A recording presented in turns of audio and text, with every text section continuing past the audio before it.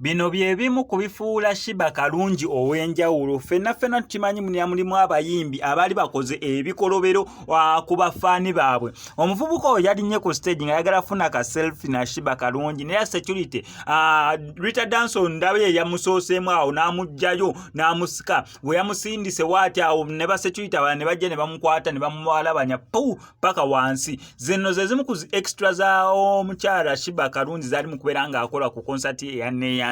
Naye mwana we yagenze okulanga entwala gye bamututte bambi si yavunaanyizibwa naga bannange mumuleete bambi mumuleete. Era bwe bamuleese waati musajja wati yabadde yagala kukwatayo ka video era waati ka video n'akakwata na omutima ne gumukkakana kwegamba ekisa ky'olaga kubanga mulimu abayimbi be tumanyi. Vinka yakuba omusajja omugere, Vinka yakuba faani omugere, Winnie Nwagi yakuba faani akazindaalo n'amutimpula. Ani awo omulala King Sir waliwo faani gwe yali nnyo agenda ogira waati ng'amaze okubeera ng'amuli nnyo omugere. Ani awo omulala bafaani batera okubeerawo awo naddala kumpi ne stage be bamu kubeera bakedde dda kubanga kizibu nnyo kujja leeti ate n'obeera kumpi awo ne stage kitegeeza bambi bamu ku ba die hards abaddala bakeerera ddala mu kivunu ng'ayagala kudda awo kumpi ne stage omuyimbi we asobole okubeera ng'amwetegereza n'embalabe oba akaviiri tyakasaze bulungi kwegamba amwetegereze n'akasoota akali ku ngatto be ba die hard. Mwana wattu sometimes wabira baagala okubakwatako okugira naye mwana wattu osanga omuyimbi nga si Sheebah.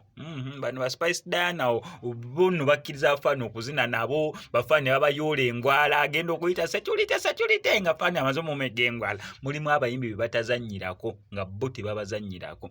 Awanene kwa Max Media ngenda siga nku updates kyonna okola subscribing nga nyinga notification. Nzikiriza nkutegeeze ku Sheyi Ssebugwawo az'okubeera ng'akutaasa ennaku n'embeera embi mw'oli mu kubeera ng'oyita naddala ggwe ali ebweru nga visa egaanye onoonyeza omulimu guganye empapula zikutawaanya sente zikuyita myagaana gyangalo otawanyizibwa ensonga z'omukwano. Sheyi Ssebugwawo az'okubeera nga akutaasa ennaku eyo ng'akulombera edduwa mukubireko ku ennamba y'essimu tojja kubeera nga wejjusa.